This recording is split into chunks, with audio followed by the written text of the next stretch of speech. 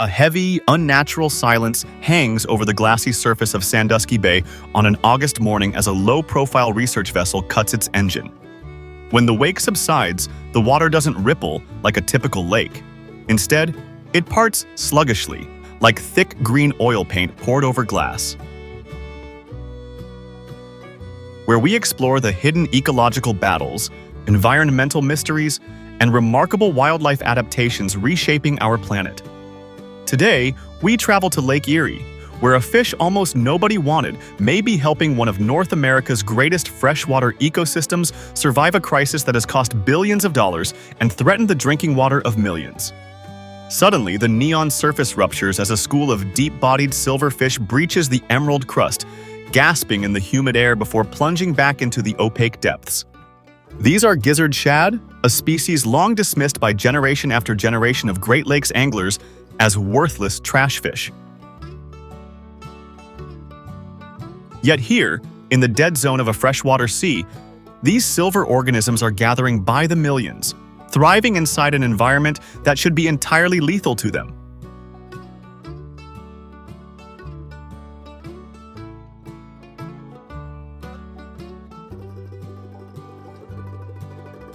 This is the western basin of Lake Erie, the shallowest, warmest, and most volatile of the 5 Great Lakes. For thousands of years since the retreat of the last ice age, this massive body of water functioned as a perfectly balanced biological engine,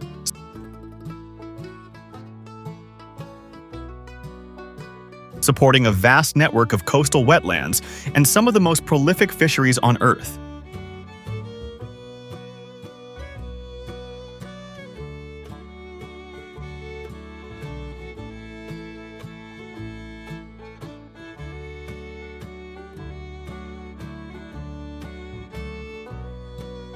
But across a century of intensive regional development, the lake became an unwitting laboratory for human engineering. Bordered by Ohio, Michigan, Pennsylvania, New York, and Ontario, Lake Erie represents an international ecological treasure that provides drinking water to more than 11 million people and supports a multi-billion-dollar commercial and sport fishery celebrated nationwide.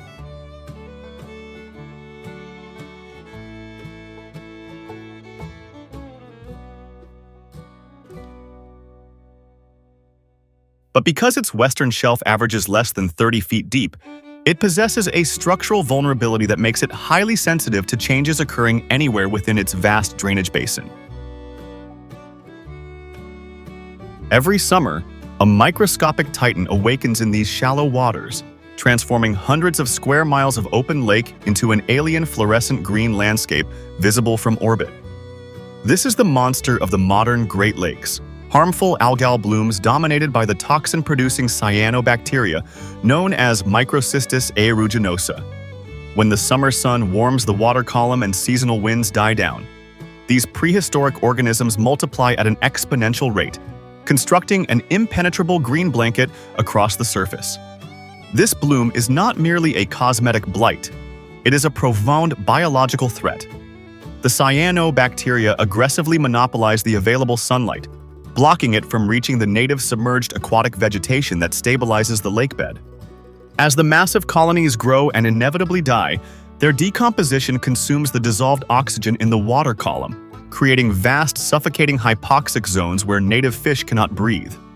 More dangerously, the cells secrete microcystin, a potent hepatotoxin capable of damaging the livers of humans, domestic pets, and native wildlife alike.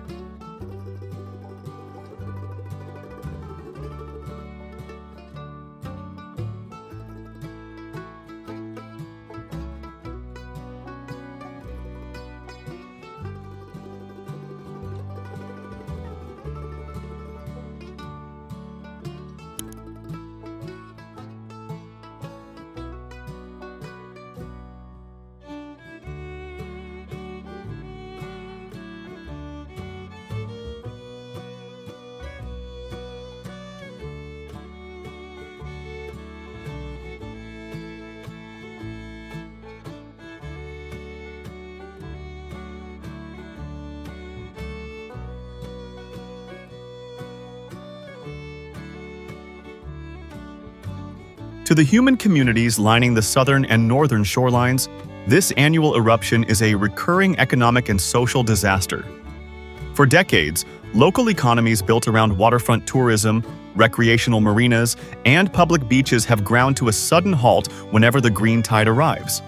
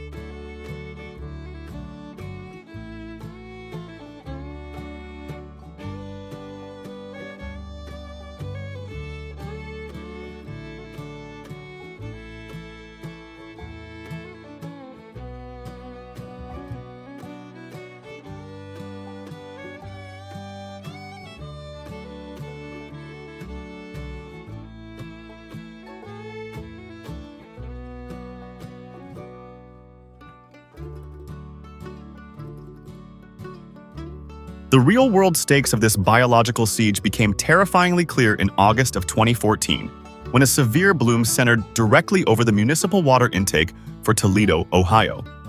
Within hours, microcystin toxins breached the city's water treatment infrastructure, contaminating the drinking supply and forcing a historic emergency advisory that left approximately 400,000 residents temporarily without safe tap water for drinking, cooking, or bathing.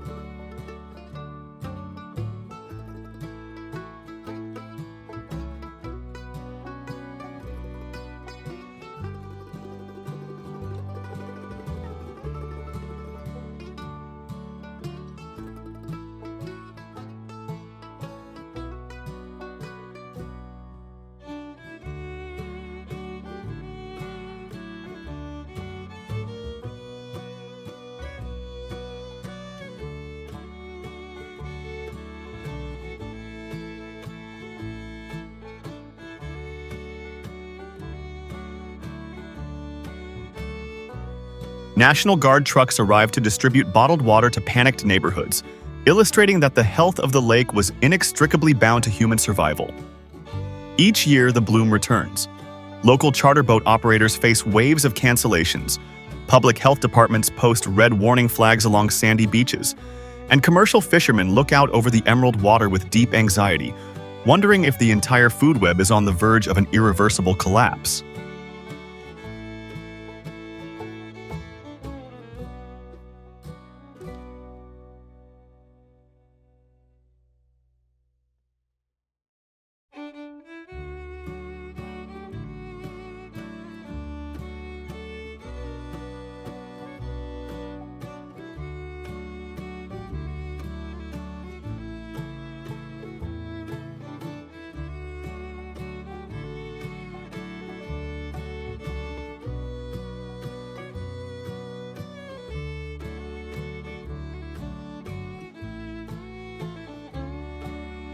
Yet out on the water, the people who spend every single day monitoring the rhythm of the currents are witnessing a parallel reality that defies the mainstream narrative of a dying lake.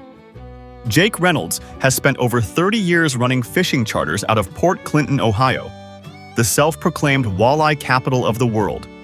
He has watched Lake Erie pass through multiple historical iterations, from the severe industrial pollution of the mid-20th century to the subsequent recovery fueled by the Clean Water Act.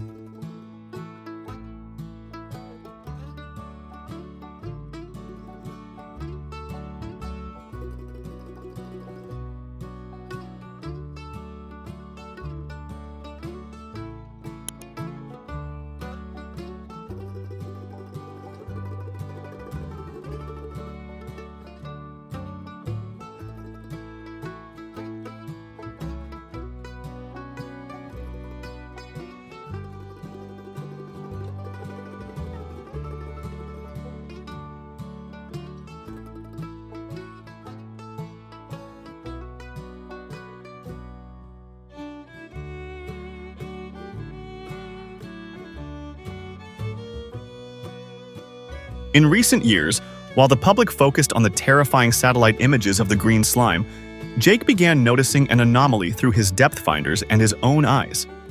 Deep inside the shallow bays where the toxic blooms were frequently at their thickest, the water was practically boiling with baitfish. When he pulled his nets or observed the nearshore currents, he found staggering concentrations of gizzard shad. Traditionally, when these low-value forage fish experienced massive population surges, fisheries managers assumed they were merely a nuisance. Trash fish that outcompeted more desirable species for valuable plankton resources and offered little to no value to the local economy.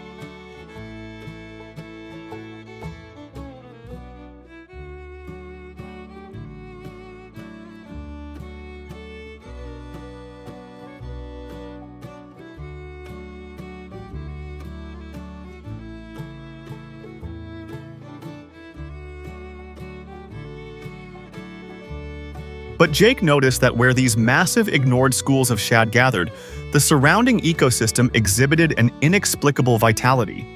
Large predator fish were tracking the schools directly into the margins of the blooms. Flocks of migratory waterfowl, cormorants, and white pelicans were altering their traditional hunting routes, diving headfirst into the green water to feast on the abundance of silver protein.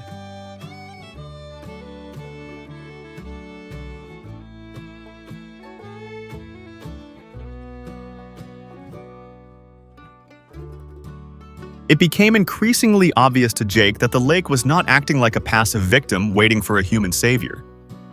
It was staging a massive, unchoreographed counteroffensive using the exact species that human society had spent decades dismissing as worthless. This field mystery drew the attention of the Great Lakes Food Web Research Team, a multidisciplinary coalition of limnologists, fisheries biologists, and nutrient cycle researchers. Armed with advanced acoustic tracking technology, water sampling arrays, and stable isotope analysis, the scientists set out to investigate these localized hotspots of resilience. Initially, their research models focused on traditional parameters, trying to calculate how much damage the toxic cyanobacteria were inflicting on the primary productivity of the Western Basin. But the field data kept returning anomalies that disrupted their standard equations. In certain sectors of the lake heavily impacted by the bloom, the overall biomass of the fish community was not dropping. It was expanding.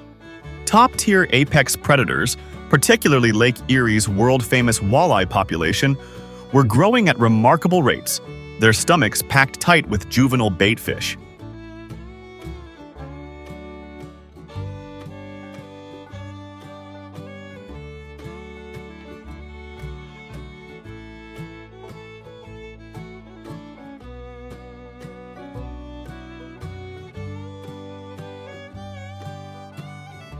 By tracking the precise movement of energy and chemical isotopes through the aquatic food web, the investigators made a little-known ecological discovery that completely reframed the crisis. They discovered that the gizzard shad were acting as highly efficient biological nutrient processors. In a balanced ecosystem, phosphorus and nitrogen move slowly through natural pathways. But in the modern, altered basin of Lake Erie, an immense overload of these nutrients was suspended in the water column, acting as an open invitation for runaway cyanobacterial growth.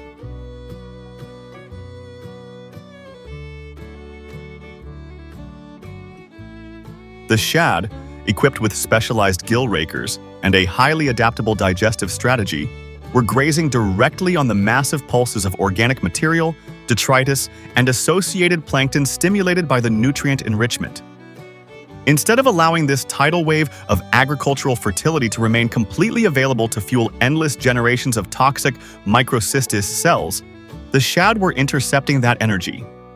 They were rapidly converting the excess productivity of the compromised lake into highly concentrated mobile fish biomass.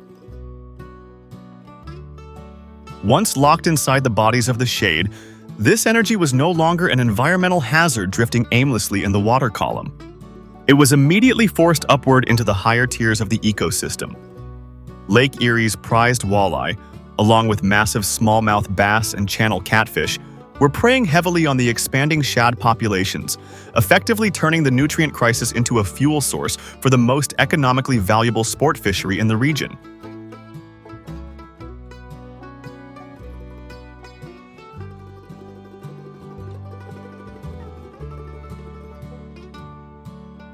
As the scientific investigation pushed deeper beneath the surface, researchers encountered a second, hidden layer of biological engineering that was operating completely out of sight of the public.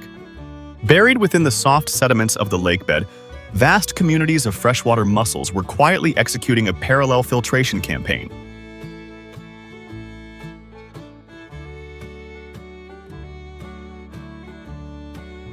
For centuries, native mussels had paved the bottom of Lake Erie, acting as its biological lungs by drawing down suspended particles, filtering out organic debris, and improving water clarity.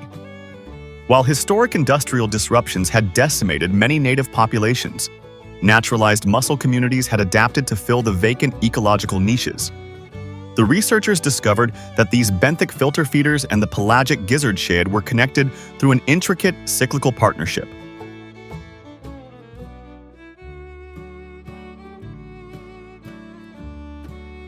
The mussels continuously process the water column, concentrating suspended nutrients and organic matter down into the bottom sediments through their excretions. This process alters the local nutrient availability, making the environment less hospitable to explosive, open-water cyanobacterial growth.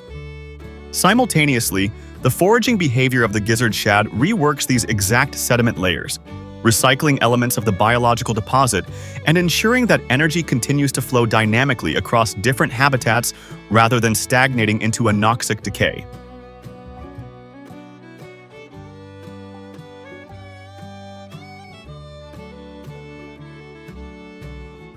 Together, this underwater alliance of mussels and shad functions as an autonomous, self-repairing biological filtration system.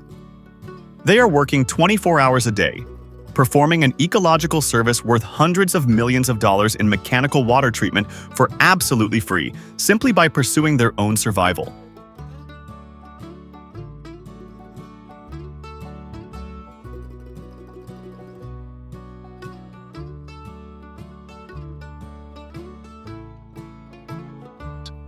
This remarkable internal defense mechanism brought researchers face to face with a much larger, more troubling ecological reality. The initial, comfortable assumption shared by the public and environmental managers was that the crisis was fundamentally an algae problem, a localized pollution event occurring within the boundaries of Lake Erie itself.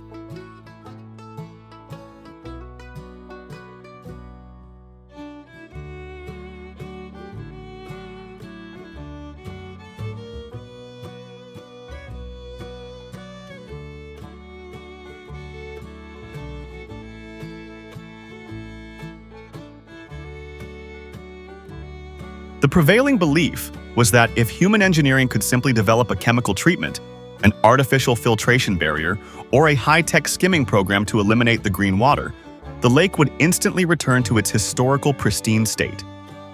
But the deeper truth revealed by decades of watershed data is that the toxic algal blooms are merely the highly visible symptoms of a profound systemic disruption occurring hundreds of miles away from the lakeshore.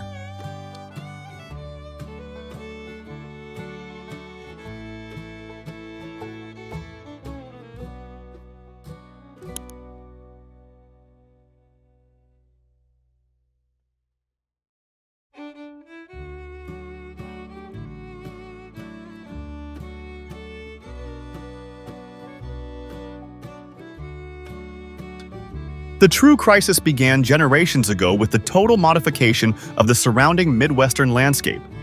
Over the course of the 19th and 20th centuries, settler societies systematically drained the historic Great Black Swamp, a massive, million-acre wetland complex that once covered much of northwest Ohio.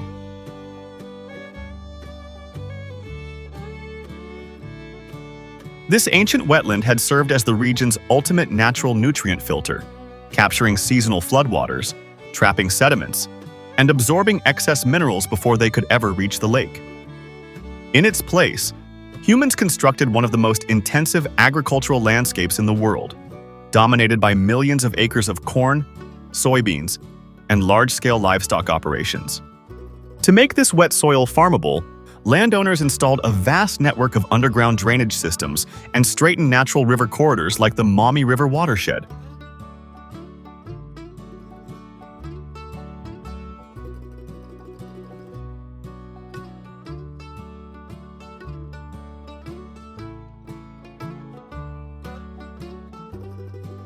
Consequently, the landscape lost its structural ability to retain water. Today, whenever heavy spring rains sweep across the agricultural heartland, the modified watershed acts as a high-speed funnel. It flushes immense pulses of dissolved reactive phosphorus from fertilizers and animal waste directly into the tributaries, down the Maumee River, and straight into the vulnerable western basin of Lake Erie.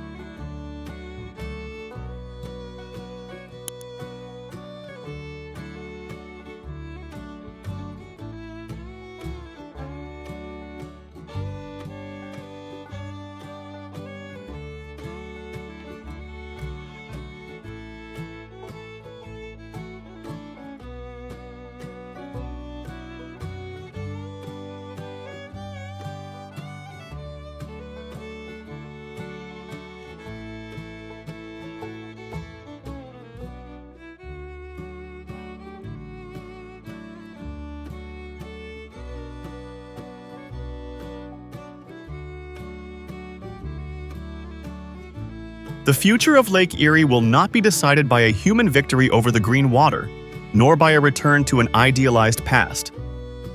It will be decided by whether modern society can find the humility to reform its land use policies upstream while learning to trust and cooperate with the independent innovation of the self-repairing world, already unfolding beneath the waves. If the incredible resilience of our native freshwater ecosystems and the hidden, complex victories of the natural world resonate with you,